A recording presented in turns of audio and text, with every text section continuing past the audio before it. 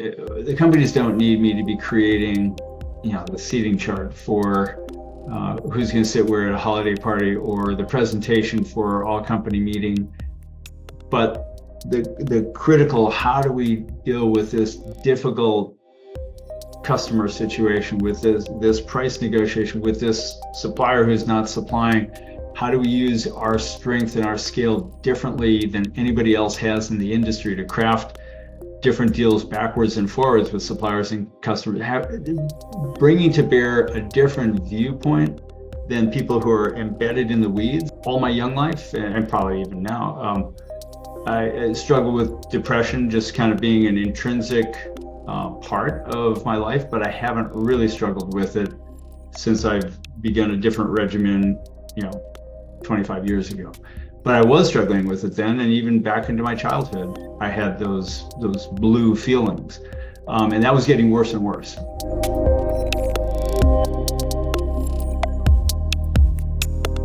What if the biggest turning point in your life came quietly, during a doctor's appointment, with a single comment that hit like thunder? My guest today, Daniel Muth, was a high-achieving executive on a fast track through Bain, private equity, and CEO roles, while slowly losing himself along the way. In this candid conversation, Daniel shares how a deeply personal wake-up call shifted his life trajectory, not just physically, but mentally, emotionally, and professionally. From rowing at Stanford to running 5 businesses today, Daniel's story is one of reclaiming discipline, discovering balance, and choosing to live with intention. Let's dive in.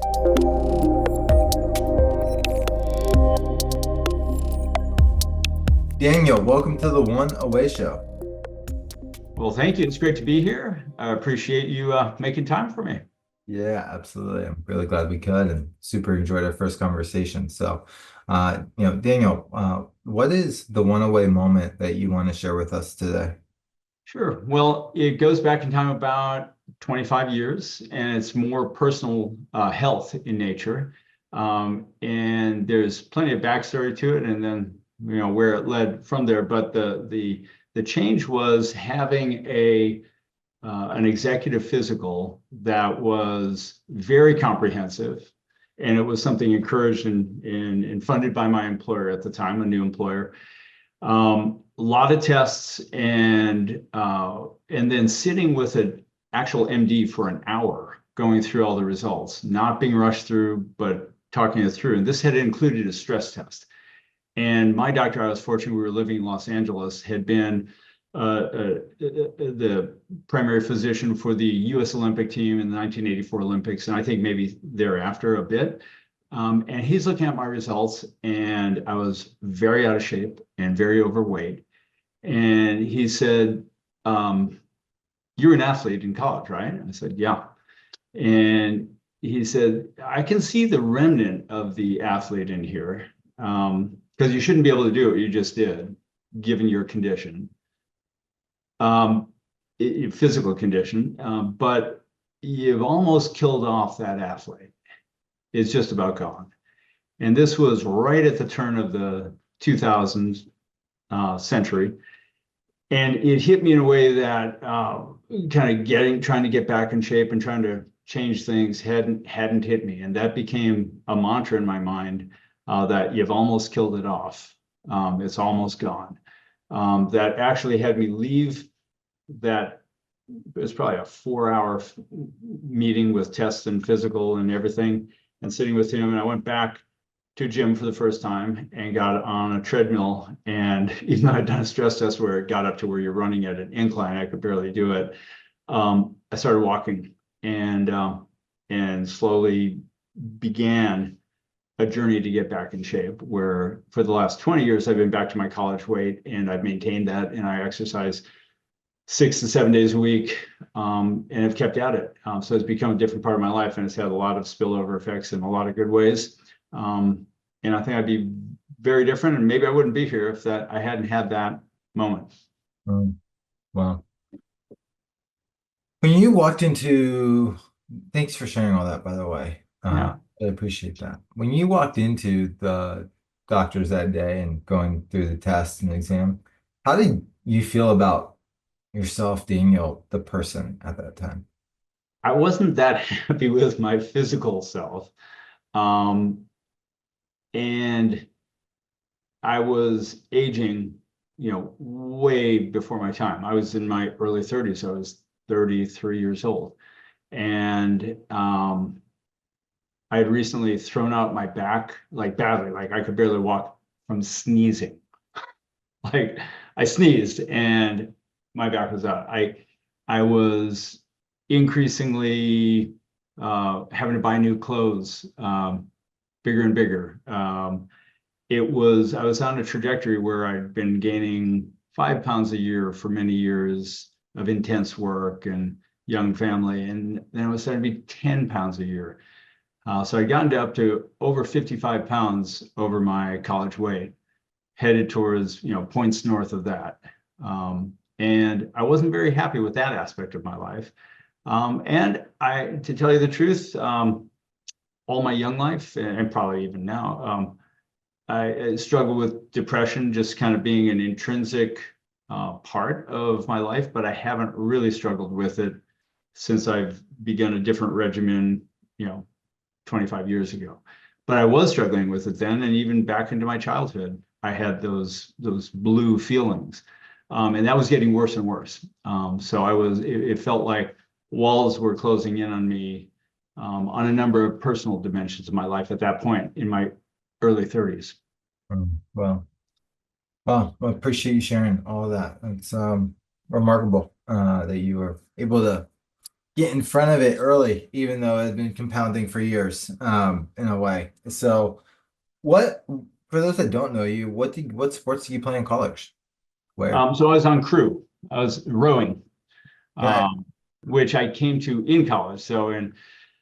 I'd always been involved in athletics through childhood, part of every season in grade school and high school. I was on the football team because we were supposed to be. I got pretty bad leg injury to my knee, and so didn't continue with that. But my dad wasn't able to be on any sports when he was in high school because he was putting himself through a private school, and he didn't have a free moment with school and work. So he took care of us financially, but you had to be on a sport and you had to do all your work and get as good grades as you could. High demands, but nothing more than we could accomplish. So I had to choose a different sport. I started running. I was no good at running, but I kept at cross country for a couple of years and long distance track. I actually discovered swimming because I wanted to be a lifeguard my senior year. And that would have been the sport for me because I ended up being good at that. I'd learned to swim as a kid, and it turned out as a 17-year-old, I was pretty fast. But I went to Stanford, which was NCAA champions 3 of our 4 years, and had, I think, 15 Olympic medalists on us. There was no walking on that team when you swim competitively for a year.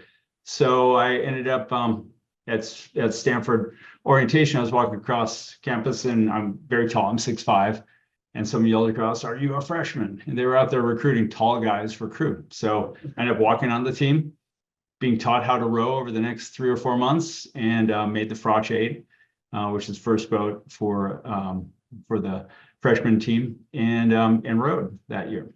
Wow. So Wow, that's incredible. I mean, so you'd never really participated in the sport at all. most people hadn't. We had 90 walk-ons that year that they cut to 45 or so at Thanksgiving, and only 3 kids had rowed before, who had all gone to prep schools on the East Coast where people learned to row in high school.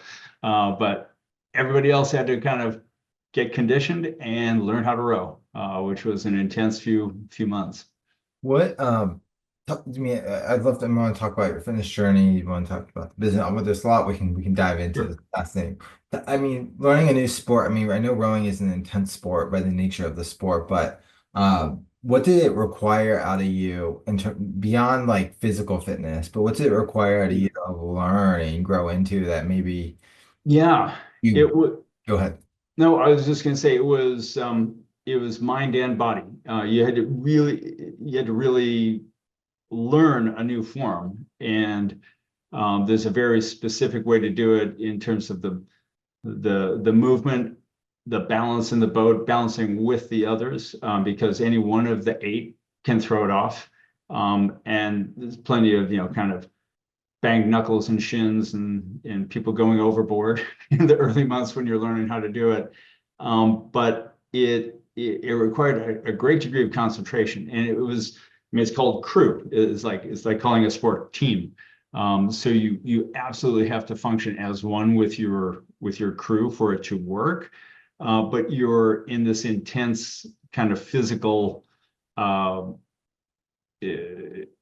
exertion personally, as you're going through any of your practices and any of your training and any of your racing. So it's a combination of this trying to live up to what everyone else is putting forward, and especially when you're doing an intense row, while concentrating on every little dimension of your balance and form and doing it right, as well as application of strength. So it was a challenge, and it was about 5 hours a day, the whole year. There was no season, but I mean, you train and you race and then you train.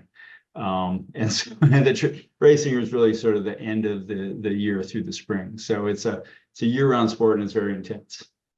So the 6 to 7 days a week you're doing now is reminiscent, maybe not 5 hours a day, but it's reminiscent. Yeah, it is reminiscent of that. Yeah, that was 6 days a week. We had Sundays off, basically. So you had the built-in work ethic, you had the built-in discipline, and as your doctor said, the remnants of, the physique, but it had, you said that, to go back to that moment in the doctor's office when you just realized this is not going in the direction that if I want to kind of be on this earth and have a family, do all these things that you've been able to do, this is not going to allow me to do it at this pace. What I'd love to understand, like, what was your journey, right? You had this massive wake up call.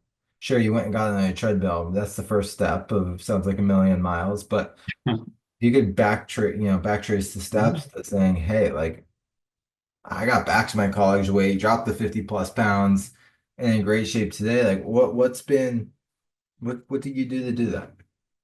So the journey to get there really was a good 10 plus years. I was able to maintain kind of my college weight, or pretty close to it, through the first few years of working. I left school and took a job at a fairly intense job with a consulting firm, Bain and Company. And this back in the days when you worked kind of routinely 50 to 60 hours a week, and I had plenty of weeks that were 80 to 100 hours in the office, which was, intense and difficult, but also was working hard and having fun with a great cadre and enjoying being young and, playing hard. So when I wasn't working, I was going out with friends or sleeping, and that didn't leave a lot of time for working out. And I was able to kind of coast off of being in good shape through all of college and my young life to stay basically the same weight, give or take.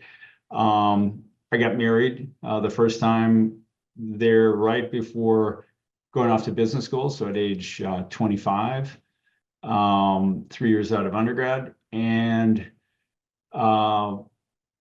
went to business school at Harvard, and it was intense there, and I was newly married and tried to work out a little bit and never kept with it. Every time when I was working, I would start to work out, I'd get sick within a week or two. And then just trying to keep up with work and life, the working out would fall away. And I had that as a pattern for 10 years. But during that time, after business school, it's like things busted a little bit broke in terms of the band of weight.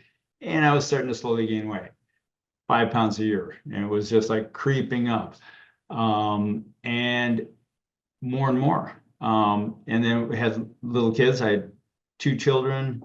By the time I was 31, and raising kids, having pretty tough work schedule, it just kept me getting squeezed out, and I wasn't making a priority. And so it was this sort of long, slow accumulation. But looking back 10 years of that accumulation, it had me sluggish, unfit. I mean, I get winded going upstairs. It was not good. Yeah. Wow. Yeah. I mean, it seems like you were, I mean, so here's a question on maybe like life, before we talk about the, here's a question on life before we talk about like what your journey back. It seems like you were on this kind of fast track in a way, you know, Stanford, get married, be school, kids. Like, was Mhm. that intentional? Was that, hey, like this is just the way life's unfolding for me. This is what you wanted. It's just like this was the model that suited you. It sounds like it's worked out great in retrospect, but Yeah. it sounds like those first 10, 10 years, early 20s to early 30s was just a like a boom. And I'm just curious, like, was that intentional? Was that just kind of how it, happened? It played out that way. I think I've pursued it intentionally, but I don't know that it was exactly the ideal path for me. I was playing the part I thought I was supposed to play. I grew up in the Midwest. I grew up in a very traditional household with very sort of traditional everything. And I thought you get married, you work hard, you raise a family, it all just unfolds. And I was kind of living my uh, somewhat backwards, my decades. I was sort of living my 40s in my 20s and my 50s in the beginning of my 30s. And I felt as I was about 10 years into that I'd missed a lot of just sort of enjoying the youthfulness and the health that goes along with that. I was acting like a middle-aged man in my late 20s. And this wasn't just how I was spending my time, it was how I was sort of viewing the world and feeling. And I frankly found myself rebelling against that. And the exercise was a bit of a catalyst to try to get back to a healthier me. And I, the reason I say I don't think it was the best path is the tendency towards depression, which I think I've had as a child, undiagnosed and untreated, um, was growing and becoming more and more. I was less and less satisfied and happy with what I had and what I was achieving at work, and just generally to have a sense of happiness and fulfillment. And that's when I said I felt walls were closing in more and more. And so I think it was catching up with me in my subconscious, um, more than consciously. Interesting. Interesting. I can relate for another time off the call, but I appreciate the vulnerability, and it's interesting. Even if it was showing up, what I'm hearing you say is it might have kind of the external changes were showing up slowly, but internally, like the weight, you could feel it was just a different weight, and you could feel the impact much more substantially on the inside. Yeah. Well, and I said uh, when we've talked in the past that I can identify, kind of one change that had a big impact, but it was part of a chain of making choices that had big impact. One of the biggest decisions I had made that led to that, predating it, and came out of these feelings of not being where I wanted to be, as in my young adulthood. I'd been at Bain and Company before business school and for 5 years afterwards, and I was on a pretty fast track. I was on the verge of making partner, and I left there to take a job down in Los Angeles. Moved from San Francisco, where I'd been living since after Stanford, with some transfers around with Bain and going to business school, but was in San Francisco, and it was a huge change to move down to Los Angeles and take a job with this entrepreneur, who ran what you'd call a family office now. He had a series of operating companies. I came in to work with him across the holding company, and had been very successful from his early 30s onward. He was verging on 60, or maybe had just turned 60, and he was very focused in this later part of his life on health and longevity for Hmm. himself, but also for any benefits or products he could help drive to the broader marketplace. And so that was a big part of what he was pursuing and made available to his senior executive team, including having a gym right in the building. He owned the building. He had a gym in the building that was for like 5 people, and I could access it whenever Oh, I wanted. I hadn't until I took advantage of this executive physical that he also made available to us. He didn't have to do it, but it was encouraged and it was available. So I decided to do it. And that was how I got to this wake-up call that actually changed that physical trajectory on my life, which I think then had a lot of impact on the rest of my life. Totally. Yeah, no, I love it. I love all the context, and maybe I asked my last question as clear as I should have, but it gave even more context. So, and I want to also understand the impacts on the person and all the other areas. So I'm sure life, business, all the things. But one thing I would love to lean into, given this model that you had, and what an incredible person to really prioritize that for the staff and the people, or make the resources available. If you could outline, again, I know this is a loaded question, but if you could outline a blueprint, looking back when you were early 30s, now, you don't look a day above 42, so something's going well for you. But if you could outline this blueprint, right, over the last, let's say, 15, 20 years, however long it's been, what has been, like, what would you say the core fundamental pieces are that are the fitness pillars and nutrition and the, health pillars that like you live out religiously week in and week out? Yeah, well, it really, I don't want to be using a cliche, but this whole idea of a virtuous cycle versus a destructive one, as I started to work out, and it was very, rudimentary workouts. I mean, walking on a treadmill is not like doing things that you're really proud of, but it was doing something regular that got me sort of through the first couple months. I started paying more attention to my nutrition. I'll tell you one other sort of lucky thing that happened, which is, again, just, it wasn't in my control. It was dumb luck. About maybe 4, 5, 6 weeks into, at least working out 5 days a week when I was there, or getting some exercise, I got sick. I ended up getting pneumonia, and I was really sick for a week. And I couldn't eat for several days. I was coughing so hard and had such a fever, and I lost like 12 or 13 pounds. And so instead of reverting to my form of, oh, I got sick, now I got to just kind of hunker down and deal with, work and family and life, and let the workouts go, I was like, I'm going to hang on to this weight loss.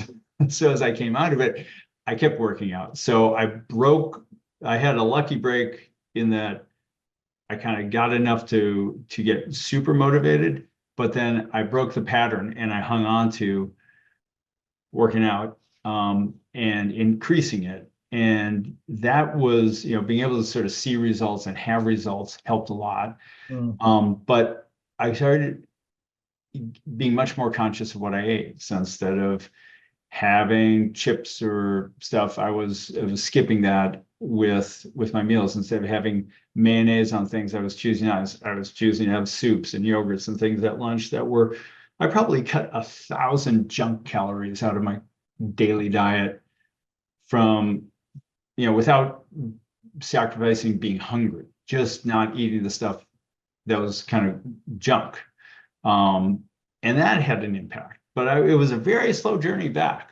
And so I think it was a healthier journey that stuck. I was increasing slowly my intensity of working out, and I would lose 5 pounds and plateau there maybe for 6 or 12 months, and then lose another 5 pounds, and then plateaued, maybe for 18 months, and then lost 10 pounds as I started swimming again. And then that plateaued for a long time. So it was probably 5 or 6 years to get down to, below 200. And my college weight was 188, and sometimes I hit that.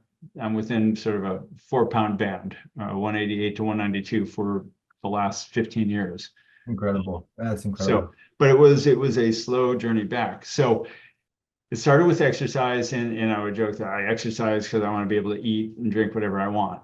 Well, I started eating better. And then in the last, I would say 5, 6 years, my wife now has been much more, we've been together for the last 13, 14 years. And she's gotten much, much more. She's always been fit and good at nutrition. I would say we're sort of in the 70th percentile of eating well. She's probably eighth percentile. I don't really aspire to be 98th right now, but I bet I'm over 90th percentile in terms of like health eating. So nutrition has become more and more a focus as well, for, for ourselves and for longevity. But it's been much easier to tie all those together when you're in a healthy lifestyle and you are working out and you are eating well. It's easier to keep improving that on the margins as opposed to going from being way out of the band on every dimension, which I was for a good 10 years. I was out of the band on all dimensions. Interesting. Yeah, that's fascinating. I mean, first off, I just want to applaud the journey. I know how hard that is to make the changes, and the fact that you've done it consistently for 20 years or 15 years. I'm not trying to guess your age, but I mean, 58. holy hell. Wow. All right. It's remarkable. So, I mean, Thanks. incredible journey. It's interesting too. There's the guy I'm talking to. Well, I'll tell you later after the show, but huge longevity person, and ironically enough, today EO's conference is on longevity the back half of the day. So Ah, maybe this episode was all meant to be the way it was. So anyways, I love the testimony. You said to me, and you said it multiple times, and it sounds important. That this change or these series of changes that took into effect and maybe took 5 years to really solidify, had impact on other areas of your life. And I'd love to understand what those were and how that's played out over the sure. last 20 plus years. Well, I'll tell you one of the other things that I found as a real benefit once this became a routine part of my life. So not immediately, but say 3 to 6 months into it, and has, I think, been a really important part of my life, is it's been a huge balancer for my mental state and my emotional state. And so working out doesn't just burn off calories, it burns off stress for me. And I've been through plenty of stressful situations, work-wise and personally. And I've been able to keep my equanimity, because I think I work out. And when I'm working out, which I do intensely for an hour-ish a day, mostly swimming, but I've added back in running and weights because it is good to mix things up, and as you get to my advanced age, it's good to have weight-bearing exercise. Burning off the stress, I think, has had a huge impact. And I've mentioned a couple of times I have a tendency towards depression, just I think in my genetic makeup, and working out the way I do intensely for an hour a day burns off, so it helps balance me. I've been, I'm not ashamed to admit, I had gotten to a point before we left San Francisco that I started seeing a psychiatrist because I just didn't know what to do, and I got put on antidepressants, and that lasted about a year. And I was able to wean myself off those with exercise and never look back. So 25 plus years with, probably 24, without having anything like that and feeling better than I did when I was on the antidepressants. It also helped hold me in because I knew that. So every day I get to the pool, I've made myself go there, stretch out, look at the water. It's like, I don't want to get in. It's always cold. It's never pleasant. And I know I have a hard work ahead of me. So it's not like I'm like, yeah, I get to start working out now. So sometimes I want to turn around and go home, but I don't. I make myself do it because I know the benefits I'm getting mentally and emotionally. It really truly does burn off calories and stress. So I've had times where important people in my life were telling me, hey, you got to pay more attention to this or that. This is in my earlier adulthood where I was more impressionable. I know now what I need to do. But when my dad's telling me, you need to pay more attention, you should stop all this swimming. You need to just, spend that time with family and home. It's like, look, I'm getting up at 5:30 in the morning. I'm taking the time out of my sleep to do it. And if I do it on the weekend for an hour a day, it's important. It's for a more important reason. It's not just to work out. This is how I was balancing a lot of other stresses in personal and work life. And so I've had plenty of crises across managing 5 companies through a lot of different turbulence over time and a lot of big exogenous factors, and I've been able to keep it together and not spiral personally or take it out on people at work. I think one of the things people I've worked with appreciate about me is I can keep a cool head. But they also know that I'm going to make time to work out.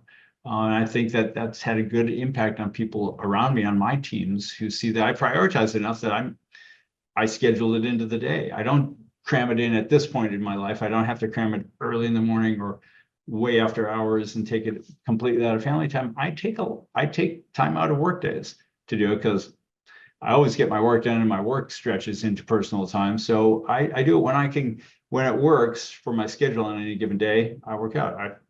I did a run today. I hate running. I did a run today because that's all I had time for in about an hour before we did this.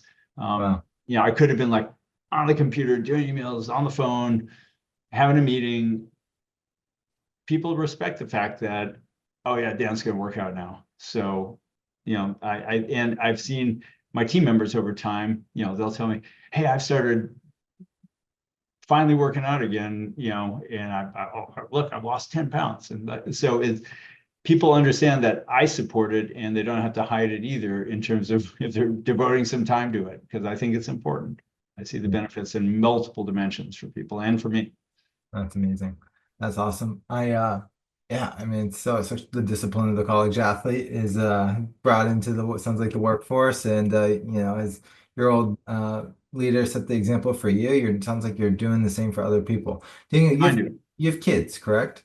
I do. I have 5. I have Five.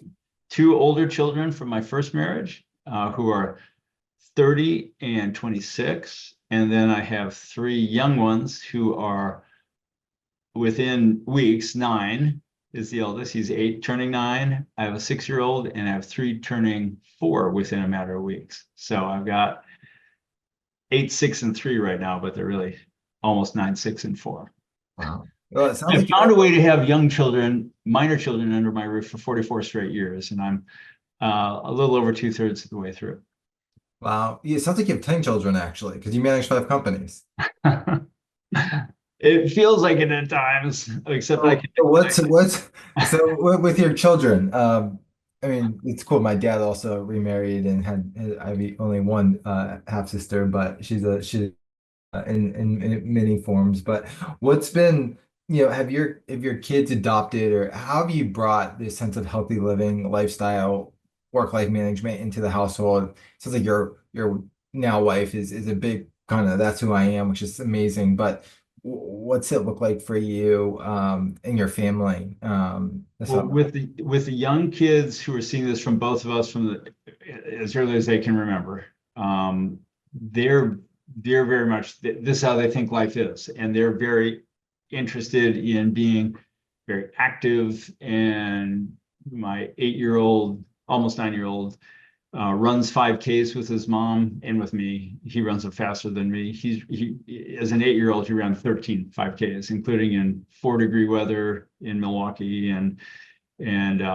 all of us have run the not the 3-year-old. She ran like a 2K with me the other day. So all of them are excited about doing what they can. My eldest, the young children, Nikolai, is also very much into gymnastics. He does 3 2.5-hour intense trainings a week, and does more stuff when he gets home because he loves it. So he's very motivated, very athletically gifted. I was never athletically gifted, by the way.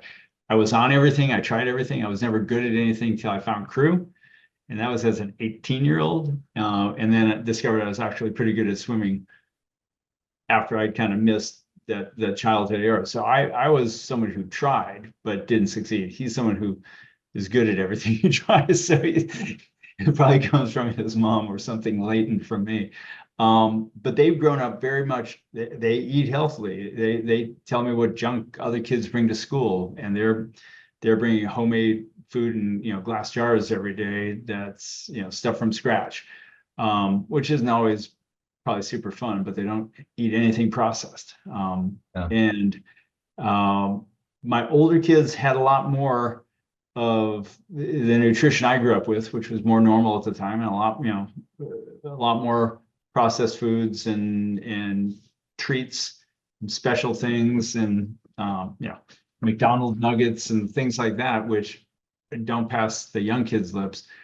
And I think everyone's is imprinted a bit what they have when they're young and what they want. It took me years and years and years to break that, to not want a donut, to not want the treats of my youth. I think my older kids are more used to it.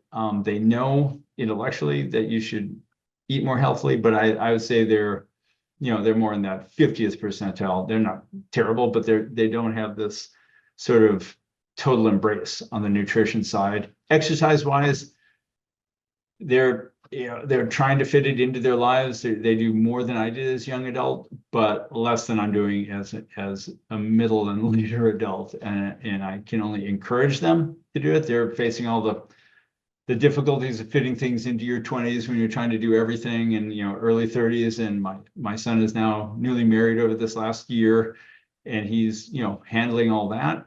But I don't think it's as big a priority for them, probably because it wasn't imprinted in them when they were really young. If you are a founder looking to grow without raising capital or giving up control, Relent is built for you. Founded by entrepreneurs who've scaled without outside funding, Relent helps companies find and retain talent, lower operational costs, and reinvest in growth. We've hired nearly 10 team members through Relent and streamlined our entire cost structure, freeing up capital to put toward what matters most. Even small teams can set up offshore operations quickly, compliantly, and without heavy infrastructure. With deep expertise in the India-US corridor, Relent combines cultural fluency with operational rigor and guides everything from team design to long-term scaling. Grow on your terms and start with Relent. To learn more, visit relent.team/arcbound. Yeah. Or they just They'll have to discover it themselves if they're gonna make it a part of their life. Yeah. Or have a life scare like you did at happenstance moment. So Right. yeah. I love how like you just speak so genuinely about it, and just like your journey and the testimony here, and your kind of first iteration of family, second iteration, and the learnings, and it's neat. It's I can see parallels even on as my dad's evolved into his second marriage and all the things. So it's cool. I know we haven't talked a ton about work, and I know this has been about health journey, and it's been honestly amazing. But I'd love for you to just be able to cover and talk about what you've been able to build. It sounds incredibly impressive. I'm sure painful in all the ways as well. But I just give a overview of what you're working on, what you've been working on, and yeah, I would love to hear.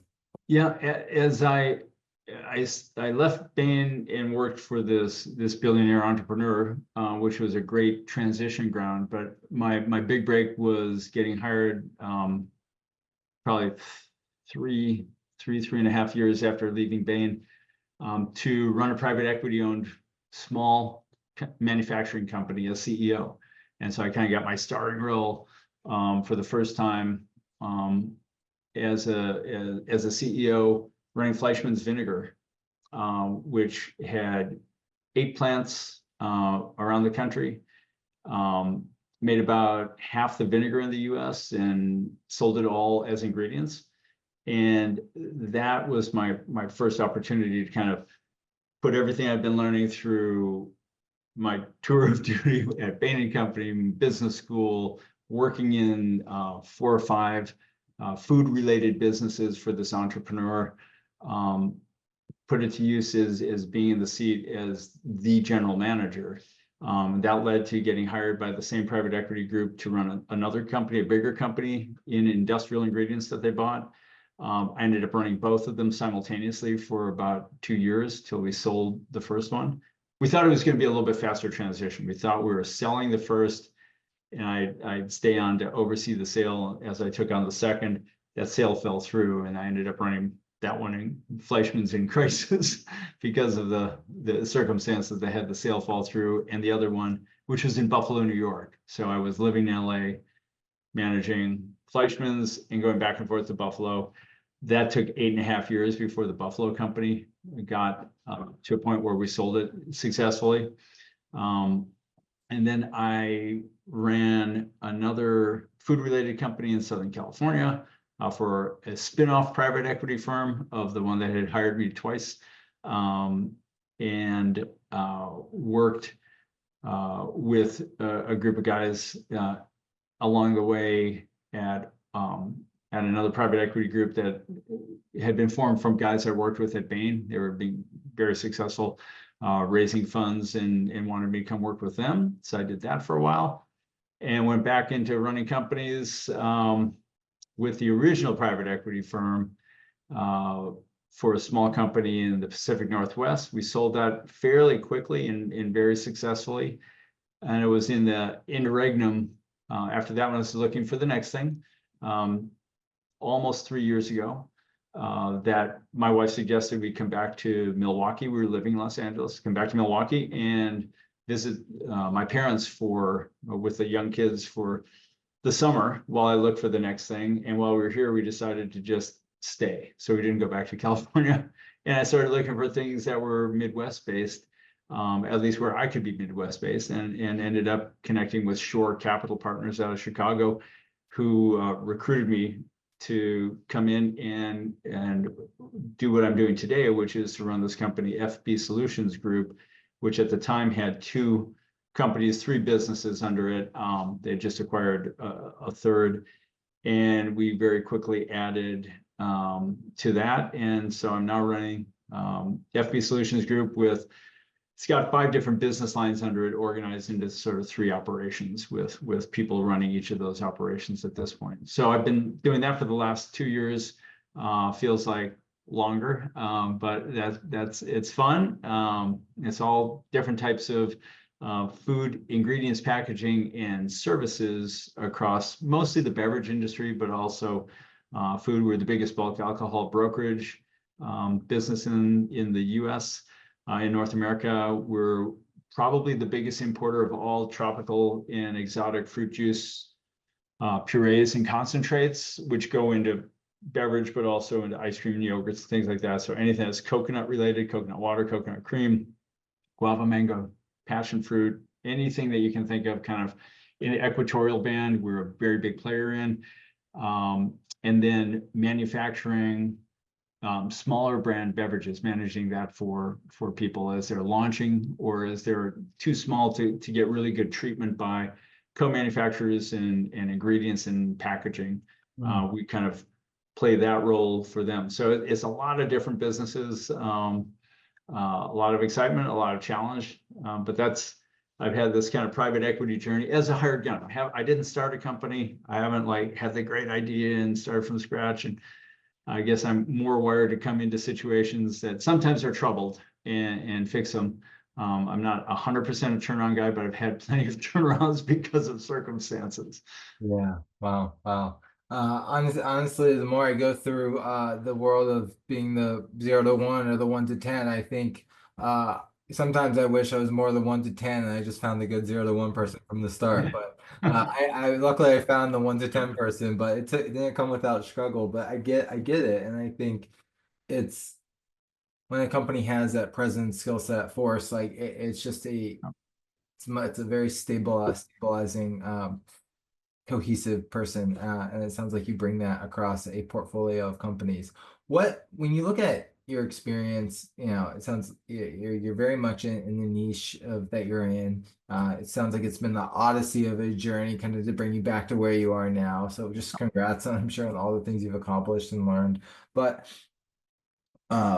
when you think about running companies and you think about overseeing these companies and working with your partners, where do you find the most fulfillment? What gets you out of bed, right at this stage of the game, after all these years of doing it?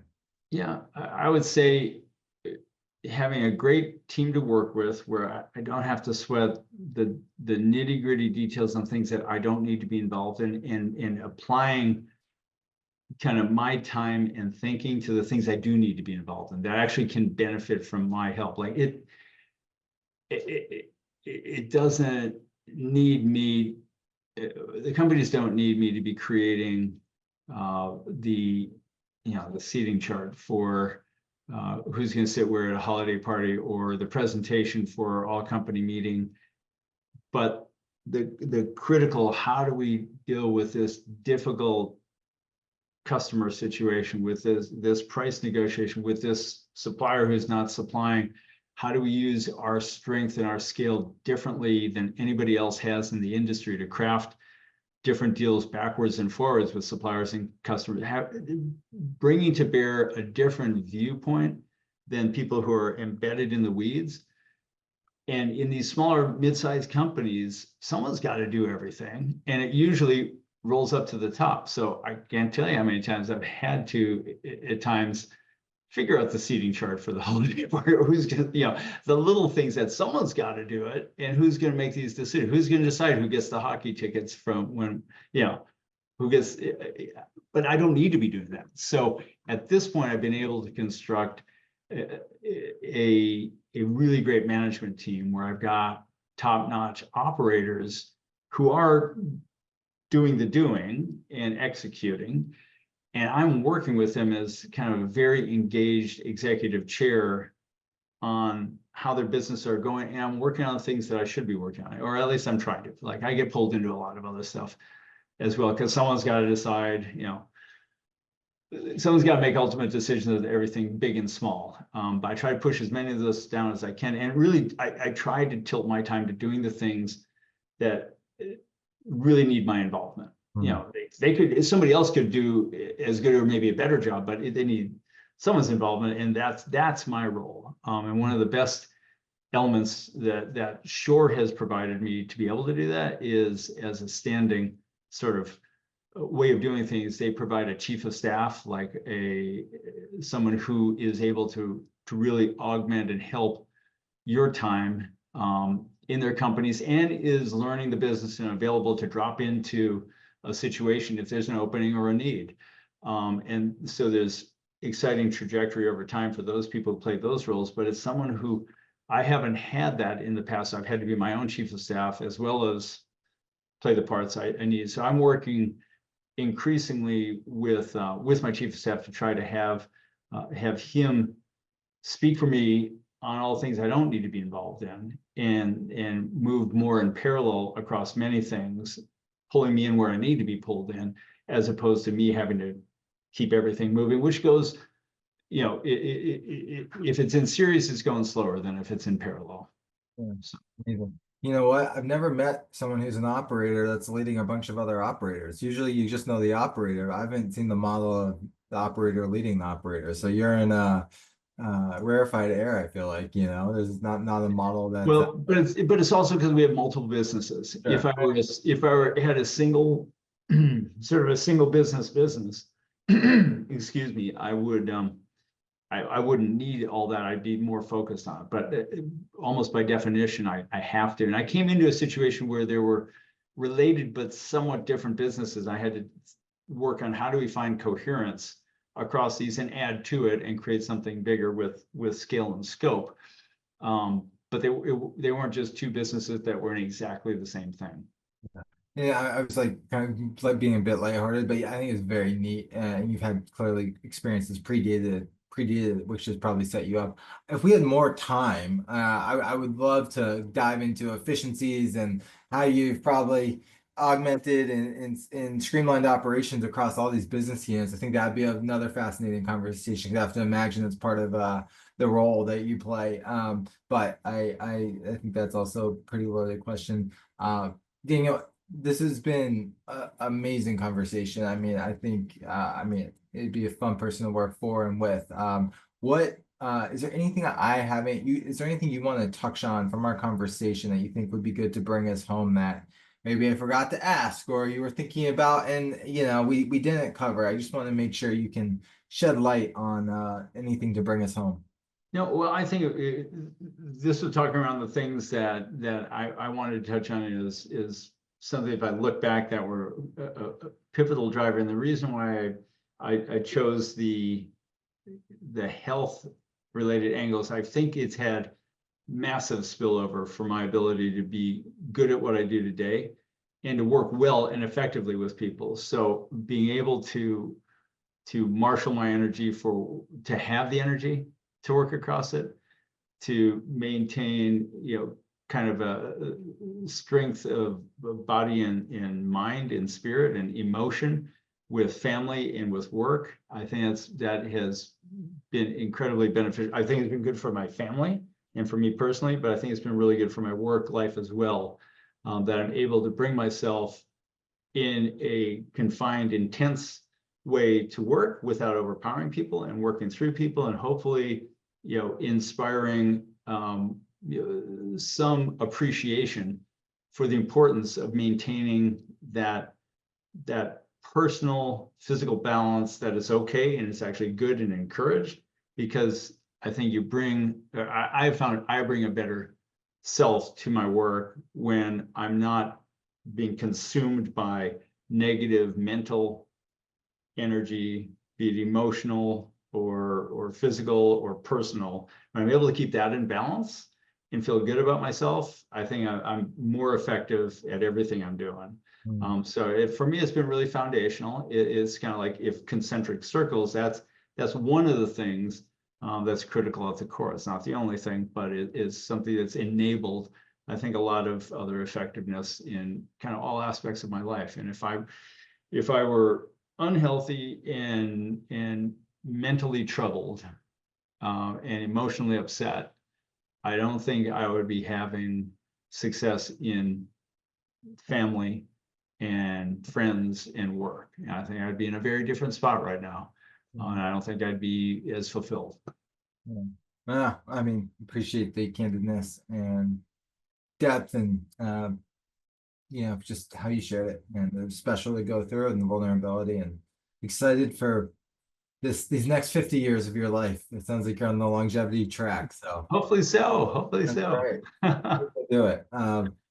Great. What's the best place for someone to find you, reach out? Probably easiest to just email me, which is pretty to my personal, is Daniel F. Muth, all one word, DANIELFMUTH @gmail.com. Nice. Awesome. Well, I appreciate you taking the time today. It was very special. Absolutely. It was great talking with you, and thank you for your interest and wanting to have a conversation about this. Yeah, of course. Thanks so much.